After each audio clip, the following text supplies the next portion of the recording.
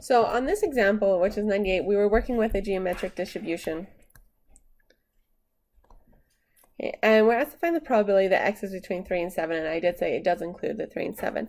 So you could do this using the PDF. So if you want to use the PDF, you'd have to find the probability that x equals 3, plus the probability that x equals 4, plus the probability that x equals 5, plus all the way up to the probability that x equals 7. That's not too many probabilities. You could do that. It wouldn't take you a tremendously long time. Or you can try and use the CDF. But the CDF, remember, will give you the area all the way to the left. Or in other words, if this is a geometric distribution, is how many times you have to do it until you get the first success. So your x can possibly be 1, 2, 3, 4, 5, 6, 7, 8, 9, dot, dot, dot. Okay, so if I try and look at the CDF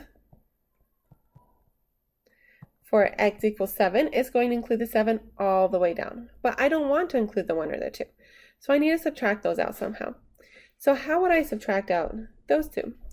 Because I only want the 3. This is where I want to cut off. So I need to somehow subtract out that 1 and 2.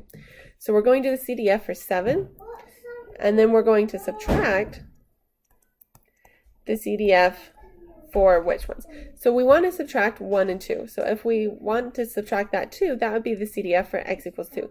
Because we're subtracting the probability that x is less than or equal to, that way we'll subtract out the 1 and we'll subtract out the 2.